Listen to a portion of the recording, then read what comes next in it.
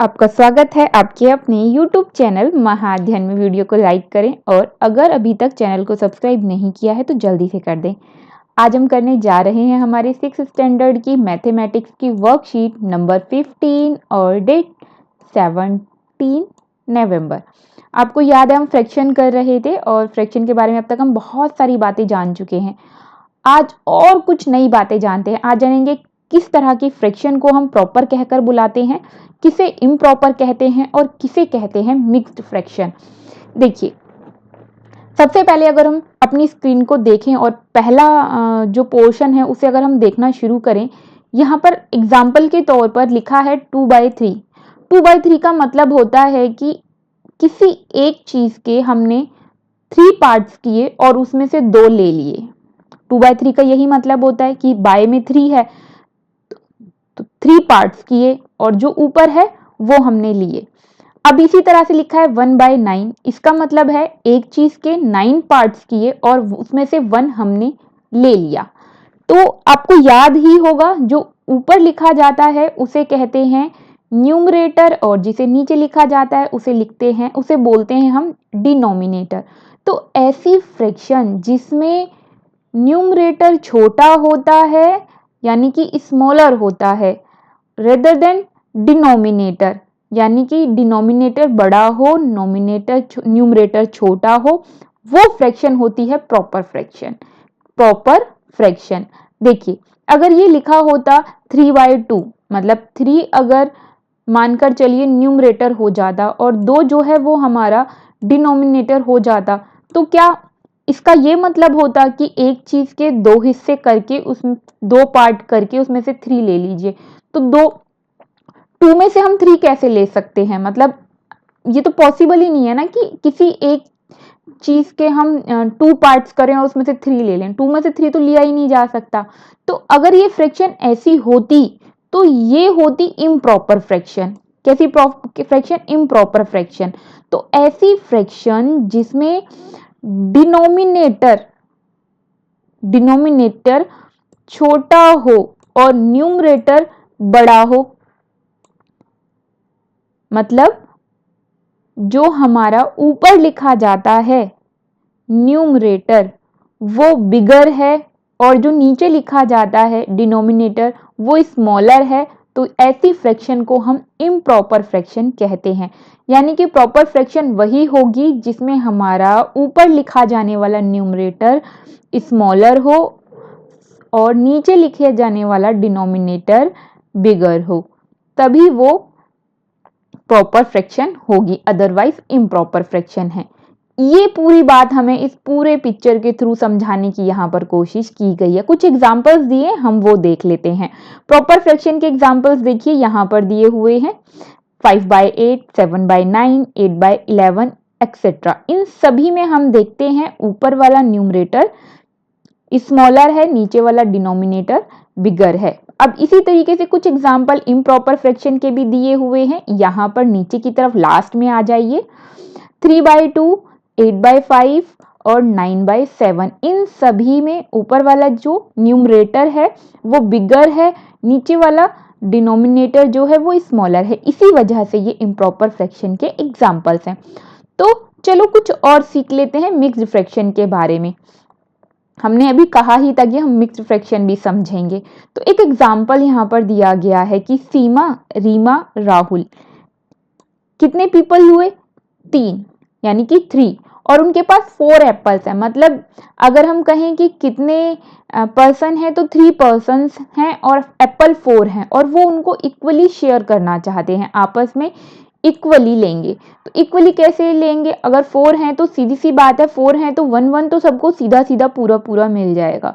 तो 1 तो सबको पूरा मिल गया। अब बच गया 1, क्योंकि 4 में से अगर 3 पर्सन्स को 1 दे दिया जाएगा तो 3 एप्पल्स तो चले गए, लेकिन 1 एप्पल बच गया। 1 एप्पल को 3 पार्ट्स में डिवाइड करना पड़ेगा, तो सबको कितना मिलेगा?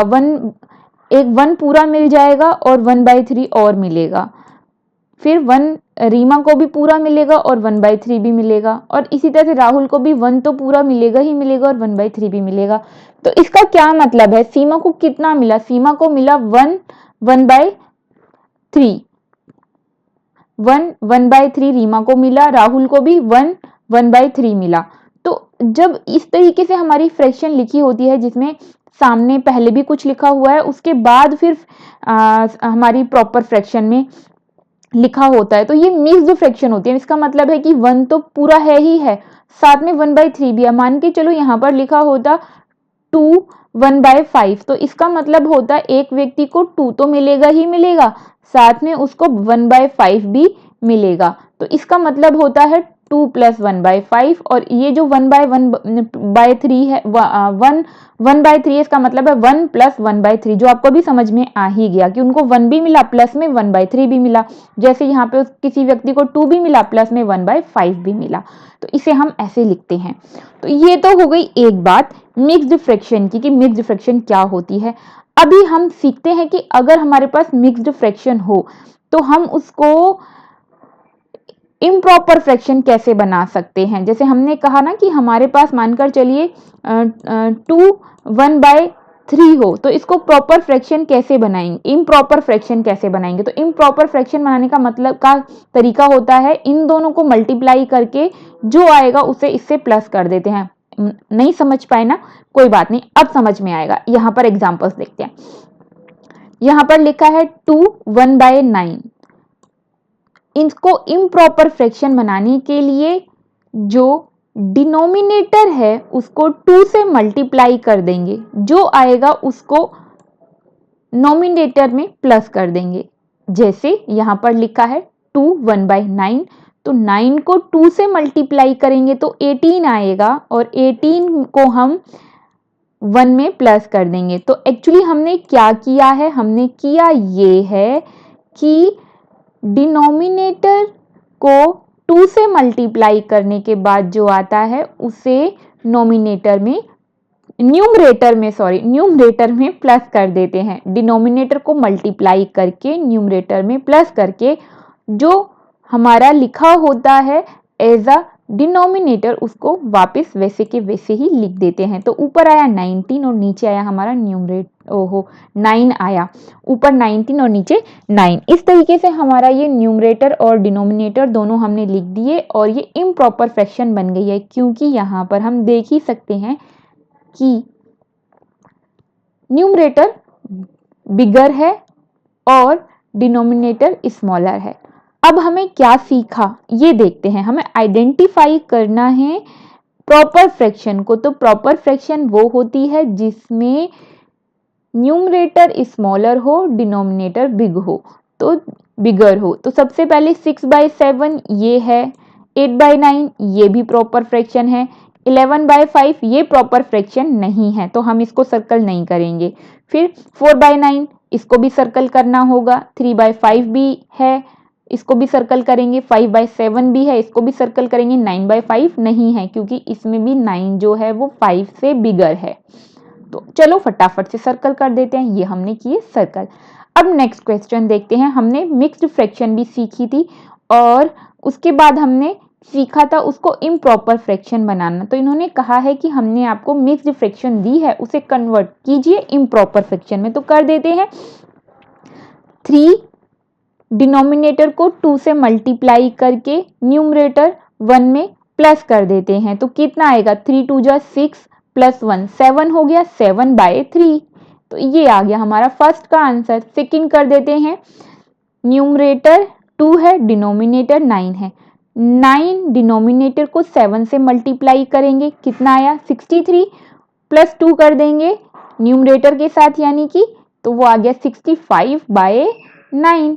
तो ये भी हमारा आंसर आ गया है। मैं उम्मीद करती हूँ कि आपको वर्कशीट समझ में आई होगी और आपको हेल्प हुई होगी अपनी वर्कशीट को करने में और समझने में, होमवर्क करने में।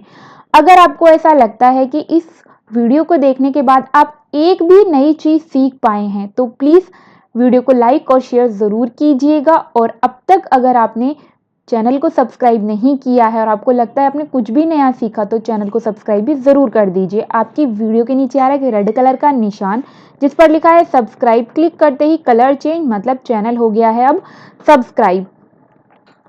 और इस तरह से अब हम बढ़ जाते हैं आगे, फिर मिलते हैं ऐसी ही अच्छी सी प्यारी सी वीडियोस के साथ। तब तक के लिए स्वस्थ रहें, खुश रहें। नमस्कार और थैंक यू।